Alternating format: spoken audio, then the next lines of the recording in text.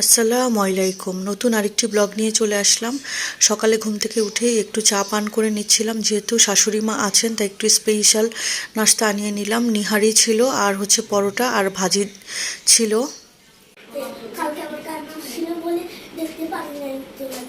তো এখন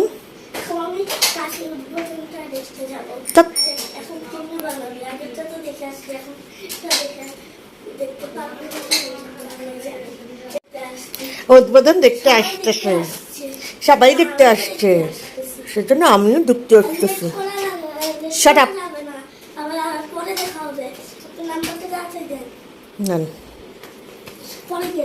bye bye. বাবা হাতের সাথে খেলে তারপরে রান্না করতে আসলাম। আজকে গত রাতে সাবাহাতের দাদুমণিকে জিজ্ঞেস করেছিলাম যে কী খাবেন, ওনার পছন্দের খাবারগুলো রান্না করব।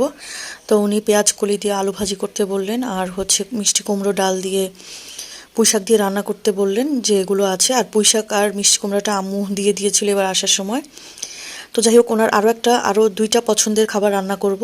তো একটা উনি করবে আর একটা আমি করব। যেমন হচ্ছে চিংড়ি মাছ হচ্ছে আর কচুর শাক দিয়ে রান্না করব, সেটা আমি করেছি।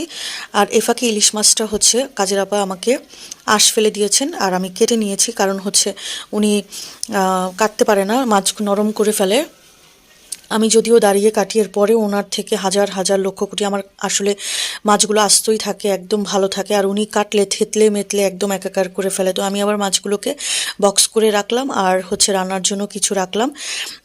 এদিকে আমি হচ্ছে কচুর শাকটা দিয়ে দিলাম। চিংড়ি মাছটা কষানোর পরে আমি কষিয়ে আজকে রান্না করছিলাম। আর শাশুড়ি মাকে বললাম যে মা, আপনার হাতের হচ্ছে পাতুরি, ফুলকপি আর ইলিশ মাছের পাতুরি খেতে কিন্তু আমার কাছে অনেক মজা লাগে, ওনার হাতের রান্নাটা। তো এটা ওনার পছন্দের খাবার। তো বললাম যে আচ্ছা, আমি যেহেতু ইলিশ মাছ কাটছি, আপনি আমাকে রান্না করে দিয়ে যান, আমি খেতে পারবো।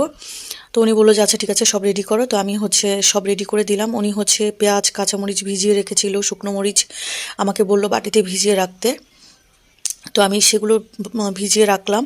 আর উনি এই যে দেখেন কত সুন্দর করে কচলে কচলে পেঁয়াজকে একদম নরম করে ফেলেছে, তেল দিয়েছে এর মধ্যে, তারপরে হচ্ছে আরও মাখাচ্ছে অনেক। আমি আজকে দেখলাম যে আসলে এটা একটা ধৈর্যের কাজ, আমি আসলে এইভাবে করি না, এত ধৈর্য নিয়ে আমি মাখাতে পারি না। তো এখন আবার টমেটো দিয়ে দিল, টমেটোটাও কিছুক্ষণ কচলে নিয়েছিল। এরপরে হচ্ছে এখন মাছের কাটা কোটা আগে প্রথমে দিয়েছে, এরপরে হচ্ছে কিছু মাছের পিসও দিয়েছে, মাথা দিয়েছে। তো এগুলোকে আবার সুন্দর করে কচলে নিচ্ছিল। এরপরে মাছগুলোকে ওই যে পানি রেখেছিল ভিজিয়ে, পেঁয়াজ শুকনো মরিচ আর হচ্ছে কাঁচামরিচের পানিটা, সেই পানিটা উনি ফেলে দেয়নি, উনি হচ্ছে শুধু মরিচ পেঁয়াজগুলো উঠিয়ে নিয়েছিল। এরপরে হচ্ছে সেগুলোর পানির মধ্যে মাছগুলোকে উঠিয়ে রেখে পানিটা আবার দিয়ে দিল।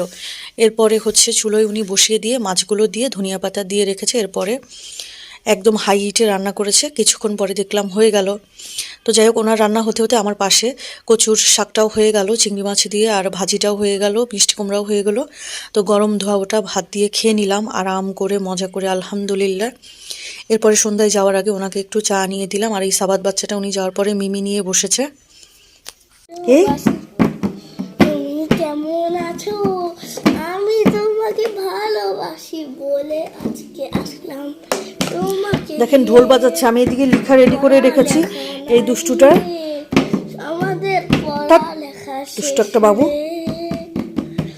আমাদেরই পড়ালেখা তার দাদুমণি চলে গেছে, তো এখন বসে বসে পাগলের মতো গান গাচ্ছে।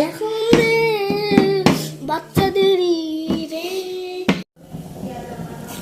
রাতের জন্য আম্মুর দেয়া তেহারিটা গরম করে নিচ্ছি, সাবাহাত আর আমি খেয়ে ফেলবো। আজকের ভিডিও শেষ করে দিচ্ছি, সবাই ভালো থাকবেন, আমাদের জন্য একটু দোয়া করবেন। আল্লাহ হাফেজ।